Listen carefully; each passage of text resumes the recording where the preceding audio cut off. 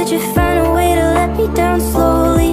A little sympathy, I hope you can. तो विद्यार्थियों चलिए पहले हम इस नोट के बारे में बात करते हैं। इससे पहला जो नोट है ये तभी आपको समझ में आएगा जब आप हमारे पिछले वीडियो में जाके पहला वाला इससे पहले का जो नोट है विद्यार्थियों उसको अगर समझिएगा, क्योंकि वहाँ पे हमने इससे पहले वाले नोट को बहुत ही अच्छे तरीके से समझाया।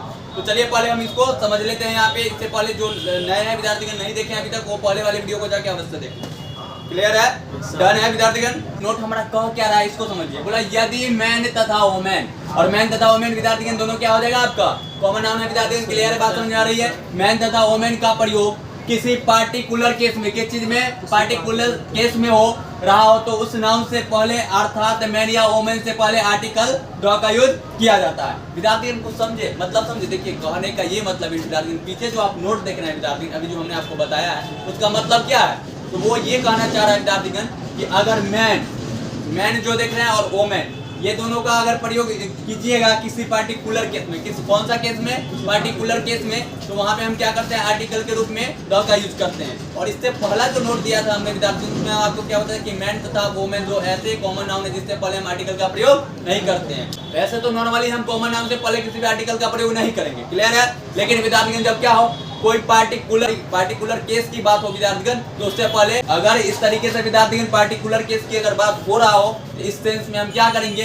ये मैन तथा वोमेन दोनों कॉमन नाउन से पहले आर्टिकल के रूप में द का यूज करते हैं। क्लियर है? अब इसका एक एग्जांपल देखिए विद्यार्थीगण, यहाँ पे कैसे बोल दिया the man sitting here suppose to participate in this election. विद्यार्थीगण यहाँ कहने का मतलब क्या, जो व्यक्ति है विद्यार्थीगण, यहाँ पे जो आदमी बैठा हुआ है वह क्या कर सकता है कि सपोज विद्यार्थीगण वो इस इलेक्शन में भाग ले सकता है, पार्टिसिपेट कर सकता है। क्लियर है? तो विद्यार्थीगण ये जो मैन है विद्यार्थीगण यहाँ पे ये तो खास है ना, एक पार्टी क्या हुआ है विद्यार्थीगण पार्टिकुलर केस में बात कर रहा है यहाँ पे, तो ये आपका क्या हो जाएगा पार्टिकुलर हो जाएगा कि नहीं हो जाएगा विद्यार्थीगण। और ये जो सेंटेंस भी है एक पार्टिकुलर केस में है। क्लियर है? बात समझ में आ गया? यानी जो यह आदमी जो बैठा हुआ है विद्यार्थीगण, यह आदमी जो बैठा हुआ है विद्यार्थीगण वो क्या कर सकता है किसी सिलेक्शन में भाग ले सकता है। क्लियर है? ये था विद्यार्थीगण आपका note.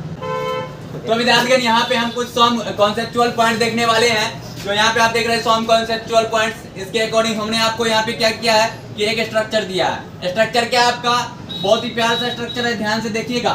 The number of plus common noun, और ये जो यहाँ पे हम कॉमन नाउन देने वाले हैं विद्यार्थीगण, ये क्या होगा प्लूरल नंबर में, प्लस में क्या है सिंगुलर। वर्ब कैसा आएगा, वर्ब का प्लेसमेंट यहाँ पे कैसा रहेगा सिंगुलर फॉर्म में। कौन सा फॉर्म में? तो आप देखिए विद्यार्थीगण सबसे पहले हम इसको समझते हैं। ये है क्या विद्यार्थीगण, कौन सा स्ट्रक्चर है, क्या काम है, नहीं है, दिस है, डेट है, जो भी है विद्यार्थीगण। बात समझ में आ रही है? तो चलिए इस पे हम बात कर लेते हैं। ये जो आप यहाँ पे देख रहे हैं विद्यार्थीगण, ये विद्यार्थीगण ध्यान दीजिए, ये जो स्ट्रक्चर देख रहे हैं पहले इसको हम समझते हैं। तो आप इसको ध्यान दीजिएगा, क्या बोला गया है कि जब भी क्या होगा जब द नंबर ऑफ से हम सेंटेंस के स्टार्टिंग करेंगे, किस चीज से, द नंबर ऑफ से जब सेंटेंस के स्टार्टिंग करेंगे, उसके बाद क्या आने वाला जो आपका कॉमन नाउन होगा वो कौन सा फॉर्म में होगा, प्लूरल फॉर्म में। कौन सा फॉर्म में होगा विद्यार्थीगण, देखिए यहाँ पे द नंबर ऑफ से आपका सेंटेंस के स्टार्टिंग हुआ, द नंबर ऑफ आ गया, उसके बाद ये जो आप स्टूडेंट देख रहे हैं ये आपका क्या हो गया नाउन। कौन सा नाउन है विद्यार्थीगण, तो कॉमन नाउन। क्लियर है? दूसरी बात ये जो है विद्यार्थीगण आपका कौन सा फॉर्म है, प्लूरल फॉर्म में। कौन सा फॉर्म है विद्यार्थीगण, प्लूरल फॉर्म। क्लियर है? बात समझ में आ रही है?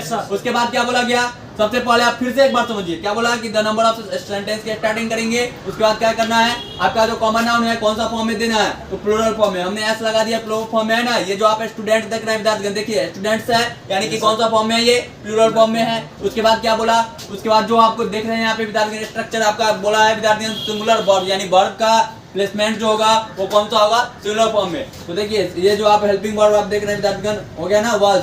क्लियर है? ये आपका सिंगुलर में आ गया। क्लियर है? बात समझ में आई? तो विद्यार्थीगण देख सकते हैं यहाँ पे हमने वर्ब का भी प्लेसमेंट कर दिया।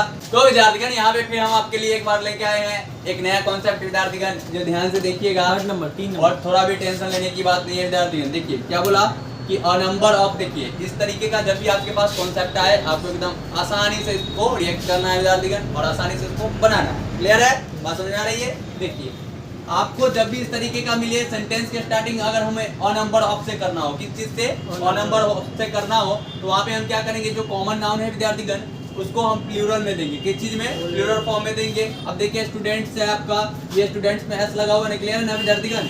ये आपका क्या हो गया, प्लूरल फॉर्म में हो गया। अब इसके बाद जो आने वाला वर्ड का प्लेसमेंट होगा विद्यार्थीगण, ऑक्सिलरी वर्ब भी क्या हो जाएगा वो भी आपका प्लूरल फॉर्म में हो जाएगा। चीज में हो जाएगा, प्लूरल फॉर्म में हो जाएगा। किस चीज में हो जाएगा? प्लूरल फॉर्म में। हमने क्या बोला है, जब ऑन नंबर ऑफ सेंटेंस के स्टार्टिंग करते हैं उसके बाद क्या करते हैं विद्यार्थीगण, जो आपका नाउन होगा कॉमन नाउन, वो क्या आएगा आपका कॉमन नाउन विद्यार्थीगण प्लूरल फॉर्म में। किस चीज में आएगा? प्लूरल फॉर्म में। कौन सा फॉर्म में? प्लूरल फॉर्म में। उसके बाद फॉर्म में आ जाएगा। उसके बाद जो आपका हेल्पिंग वर्ब आने वाला होगा वो क्या होगा? वो भी प्लूरल फॉर्म में होगा। और बाद बाकी जो अदर वर्ड होगा, ऑब्जेक्ट होगा, वो आसानी से आपको उतार देना है। क्लियर है? ये था विद्यार्थीगण अभी का आपका कॉन्सेप्ट। तो विद्यार्थीगण मैं आशा करता हूँ कि आप लोग को समझ में आया होगा। अगर समझ में आया तो लाइक जरूर करें। तो विद्यार्थीगण देखिए यहाँ पे जो 3 नंबर का आपका कॉन्सेप्ट है विद्यार्थीगण, उसमें क्या है बोला, वन ऑफ प्लस द या positive adjective plus plural noun plus singular verb. Clear है? अब देखिए यहाँ पे सेंटेंस के स्टार्टिंग जब हम वन ऑफ से करेंगे तो यहाँ पे क्या होगा, या तो द देंगे या पॉजिटिव एडजेक्टिव देंगे। क्लियर है? बात समझ आ रही है? उसके बाद आपका जो आने वाला जो वर्ब होगा विद्यार्थीगण, उसका प्लेसमेंट सिंगुलर फॉर्म में होगा। कौन सा फॉर्म में होगा? सिंगुलर फॉर्म में होगा। उसके बाद जो है विद्यार्थीगण नाउन कैसा होगा? प्लूरल होगा। तो नाउन यहाँ पे आपको देखने को मिल रहा है। क्लियर है?